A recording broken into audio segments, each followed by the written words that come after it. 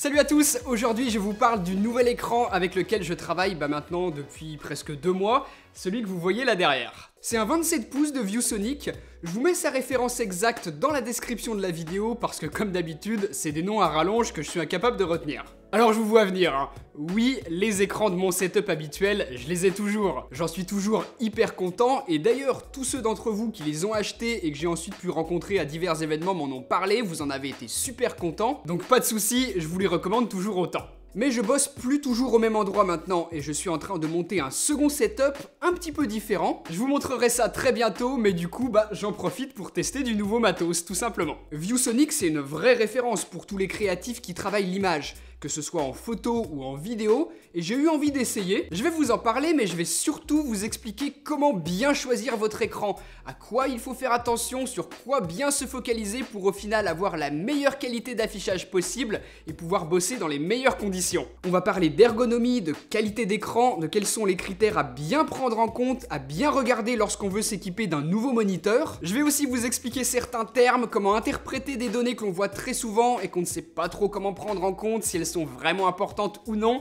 Et enfin, je terminerai par une excellente méthode assez méconnue qui vous permet d'avoir d'excellentes couleurs sur votre écran sans forcément en acheter un qui soit hors de prix. Moi, je voulais un écran dont le pied ne soit pas solidaire de la dalle. C'est le cas sur le mien ici et d'ailleurs de beaucoup de moniteurs de ce standing, mais moi c'était très important parce que ça me laisse la possibilité, si je le souhaite, de faire évoluer mon workflow et là clairement c'est ce que je vais faire. Bientôt je vais l'enlever de son pied et le fixer en hauteur sur un bras, donc pensez-y lorsque vous achetez votre écran, certains peuvent s'enlever de leur pied, d'autres non. Les possibilités de disposition du moniteur c'est important aussi. Et le mien, je vais par exemple pouvoir le relever un petit peu pour le mettre pile poil à hauteur de mes yeux, l'incliner, que ce soit vers la droite ou vers la gauche, ce qui est bien pratique si j'ai besoin de montrer quelque chose rapidement à quelqu'un assis à côté de moi par exemple. Et enfin, je peux le mettre en mode vertical si je le souhaite. Avec un dual screen, ça peut être quelque chose d'utile suivant ce que l'on a à afficher. Au dos, on va retrouver les boutons permettant la configuration de l'écran, le bouton power et les différents ports. On va retrouver 2 HDMI, un DisplayPort, un mini DisplayPort, une sortie audio et 5 ports USB. Donc très bien, et le seul point négatif que je vois dans tout ça, il est quand même important je trouve, c'est l'absence de Thunderbolt 3. Si vous avez une tour, on s'en fiche un peu j'ai envie de dire. Vous vous raccordez en HDMI par exemple et hop, votre câble est mis une bonne fois pour toutes, il bougera plus. Par contre, avec un ordinateur portable, c'est un petit peu plus embêtant. Bientôt, il n'y aura plus que du Thunderbolt 3 avec une connectique USB-C, et ça nous obligera à utiliser un adaptateur. Pensez-y lorsque vous achetez votre écran si vous comptez l'utiliser avec un ordinateur portable. Votre écran, vous allez l'utiliser des années et des années, c'est un investissement quand même important et ce serait dommage de le regretter. Moi, c'est mon ordinateur portable qui va toujours être raccordé dessus, donc clairement, je vous le dis, c'est un des points qui m'a fait hésiter avant que je m'en équipe. Mais finalement, et vous le verrez dans ma vidéo où je vous montre mon gros setup final, j'ai une solution qui correspond mieux à mon workflow et qui me permet que ce soit pas du tout un problème. Au contraire, vous verrez que j'utilise un seul câble Thunderbolt 3 pour tout connecter, je vous expliquerai tout ça. L'ergonomie c'est bien, c'est toujours intéressant à prendre en compte, mais le plus important, et on va en parler maintenant, ça reste quand même la qualité de la dalle. Mon ViewSonic que j'ai ici est en Ultra HD et évidemment c'est de l'IPS.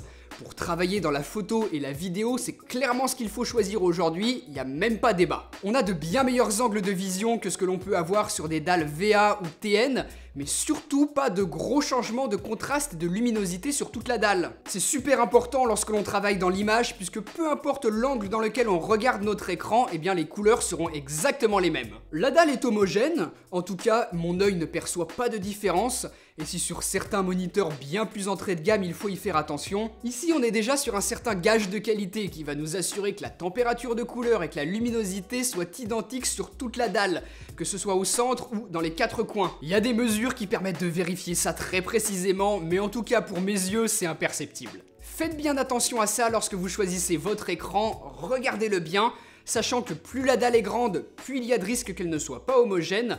Et enfin, je vous le dis quand même, mais il n'y a pas de miracle. De grands écrans pas chers, ça cache souvent ce problème-là. Au niveau du gamut, 99% de l'espace sRGB est couvert. et on est même plus proche des 100% que de 99%. C'est parfaitement suffisant pour reproduire et afficher correctement les couleurs avec lesquelles je travaille. Le gamut, l'espace colorimétrique, c'est un des gros points qui va différencier un écran à 600 € comme celui-ci et un écran qui coûte le double. Certains vont supporter uniquement le sRVB et d'autres le sRVB et l'Adobe RVB. Un gamut encore plus large qui, pour vous la faire simple et en résumant très grossièrement, va vous permettre de voir, d'afficher plus de nuances dans des tons très saturés. Donc ce sera utile dans certaines conditions très spécifiques. Franchement, j'en ai aucune utilité, on va être honnête, ça sert à rien de vouloir le meilleur écran sur le papier. De toute façon, tous mes clients, et même vous, mon contenu, vous allez le regarder sur un écran sRVB.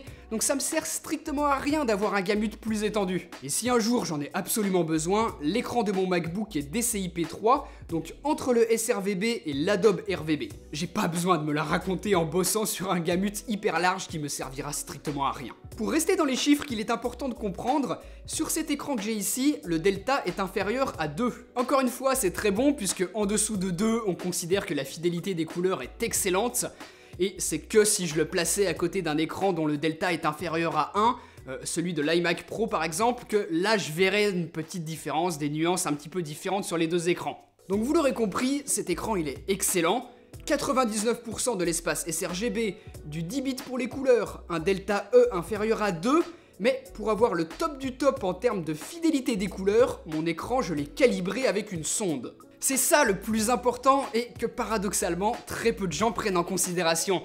Je pense par exemple qu'il vaut mieux acheter un écran à disons 500 € et de le calibrer correctement avec une sonde plutôt que d'acheter un écran à 600, 700, 800 € et de le laisser avec sa calibration d'usine ou alors d'essayer de le faire soi-même à l'œil. L'utilisation d'une sonde, ça va permettre le calibrage de l'écran, c'est-à-dire la correction de la déformation des couleurs, dans le but de pouvoir afficher une plus large gamme de couleurs. On va également pouvoir régler la luminosité en fonction de si l'on travaille pour une diffusion sur internet ou plutôt pour des impressions papier. C'est pas les mêmes réglages qu'on va faire. Et même chose pour le contraste, on va vouloir le régler précisément en fonction du travail que l'on a à effectuer. Dans le budget pour votre écran, prévoyez de vous payer une bonne sonde. Quitte à diminuer un petit peu le prix de l'écran, je vous l'ai dit, je pense que c'est mieux, vous le regretterez pas du tout. Achetez la mienne si vous voulez exactement la même que moi, et si vous la trouvez un petit peu chère, ce que je peux tout à fait comprendre, je vous mets une autre très bonne référence dans la description de la vidéo.